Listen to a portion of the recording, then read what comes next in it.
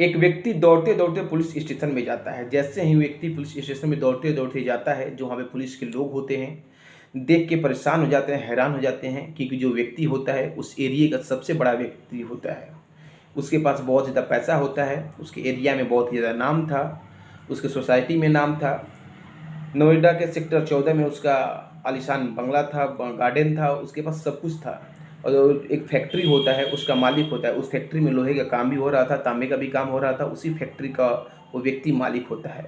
जैसे ही व्यक्ति दौड़ते-दौड़ते police station जाता है, प्रभारी के पास जाता है, वहाँ जो दरोगा होते हैं उनके पास जाता है और बताता है कि साहब आपको एक बात बताना है। जैसे ही थाना प्रभारी सुनते हैं कि जो एरिया का सबसे बड़ा व्यक्ति है, हाँ, आकर हमसे गुहार लगा रहा है, वो इशारों में पुलिस वालों को साइड होने के लिए बोलते हैं।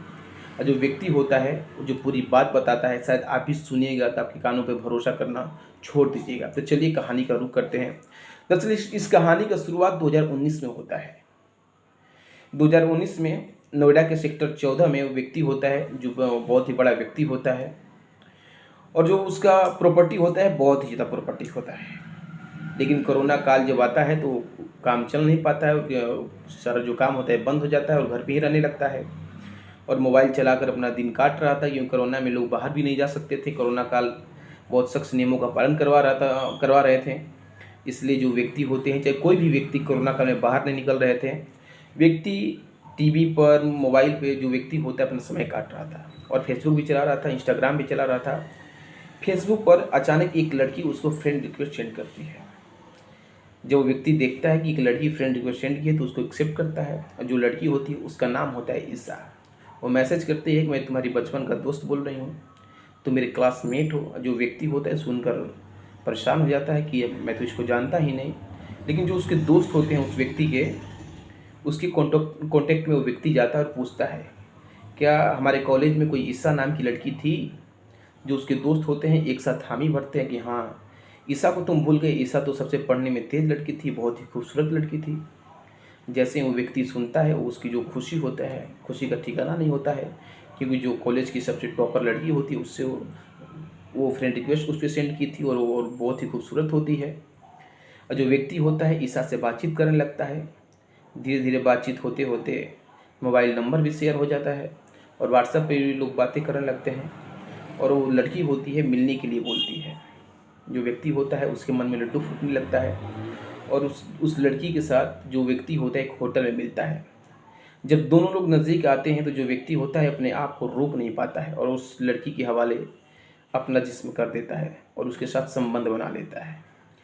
जब लड़की घर चली जाती है तो उस व्यक्ति पे अचानक फ़ोन करती है रात को 11 बजे कि मैं अपने पति से बहुत ही ज़्यादा परेशान हूँ और मेरे को बिजनेस करने के लिए कुछ पैसे चाहिए। जो वो व्यक्ति सुनता है तो सोचता है कि अभी तो सब कुछ सही चल रहा था, ऐसा क्या हो गया।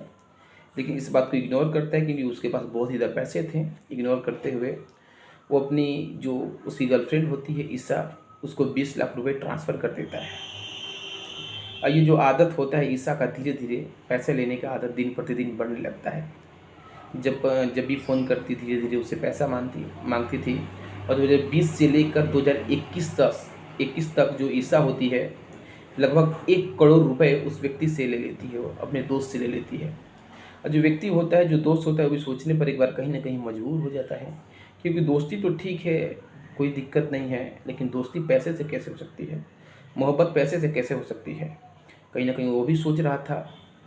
और जो व्यक्ति होता है धीरे धीरे उससे दूर होने लगता है, सोचता है हम दूर हो जाएं। लेकिन जो ईसा होती है धीरे धीरे उसके करीब जा रही थी। जितना वो व्यक्ति दूर होता जा रहा था उतना वो जो ईसा थी उसके करीब हो रही थी। जो ईसा होती उसे चिपकना चाहती थी, उसे प्यार करने लगी थी। जो व्यक्ति था दूर भागना चाहता था क्योंकि उसको पैसा देना पड़ता था।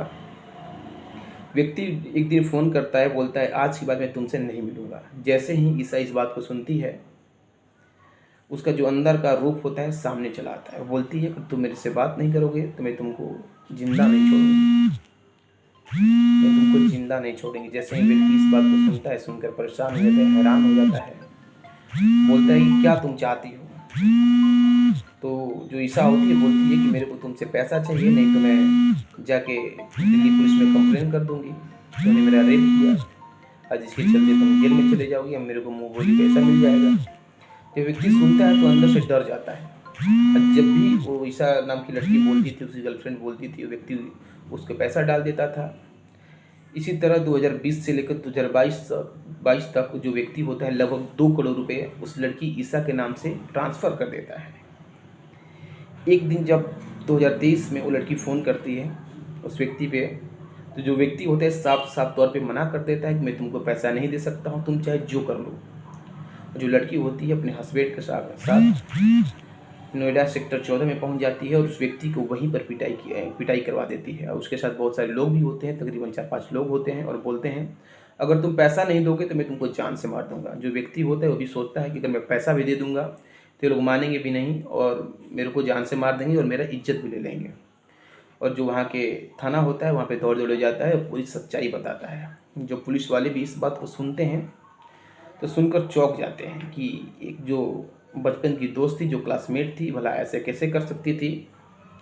जो उनके मोबाइल नंबर होते हैं उसको सर्विलांस पे रखा जाता है, क्योंकि जो पैसे की लेन देन हुई थी ना उसमें कोई रिकॉर्डिंग था ना कुछ था, लेकिन व्हाट्सएप पे कुछ चैटिंग थी जिसके बदौलत जो उनके मोबाइल नंबर होते हैं उनको सर्विलांस पे रखा जाता है। और सर्विलांस पे रख कर उन व्यक्तियों को, जो दोनों व्यक्ति होते हैं ईशा होते हैं और ईशा के जो पति होते हैं, उनको पुलिस तुरंत अरेस्ट कर लेती है और अरेस्ट करके उनको कड़ी से कड़ी सज़ा दिलवाती है। जब ये मामला सोशल मीडिया पर तेज़ी से वायरल होता है तो लोग सोचने पर एक बार कहीं ना कहीं मजबूर हो जाते हैं कि हमारे समाज में इस कदर भी लोग रहते हैं कि दोस्ती के नाम पर भी धब्बा के रूप में जाने जाते हैं। ये पूरी कहानी, पूरी घटना सुनाने का मतलब किसी की भावनाओं को ठेस पहुंचाना नहीं, किसी को आहत करना नहीं, बल्कि आपको जागरूक करना मेरा काम है। अगर किसी की भावनाओं को ठेस पहुंच रहा है तो मैं उससे माफ़ी मांगता हूं, लेकिन आपको इस कहानी से कुछ न कुछ जरूर नई सीख मिली होगी। इसी के साथ नमस्कार।